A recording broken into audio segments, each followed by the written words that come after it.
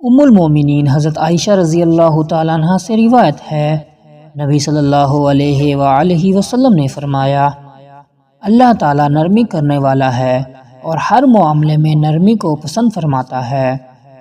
سنن ابن ماجہ حدیث نمبر 3679۔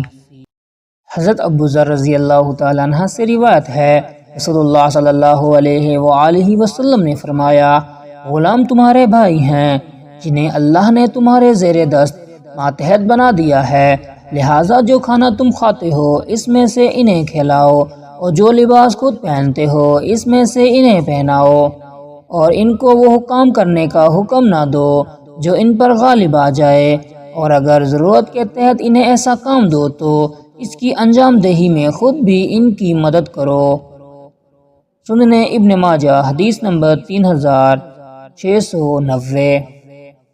حضرت ابو ہریرہ رضی اللہ تعالیٰ عنہ سے روایت ہے، رسول اللہ صلی اللہ علیہ وآلہ وسلم نے فرمایا، قسم ہے اس ذات کی جس کے ہاتھ میں میری جان ہے، تم جنت میں داخل نہیں ہو سکتے حتیٰ کہ ایمان والے بن جاؤ، اور تم کامل مومن نہیں بن سکتے حتیٰ کہ آپس میں محبت رکھو۔ کیا تم کو ایک چیز نہ بتاؤں؟ جب تم وہ عمل کرو گے تو ایک دوسرے سے محبت کرنے لگو گے، آپس میں سلام کو عام کرو۔ سنن ابن ماجہ حدیث نمبر 3692۔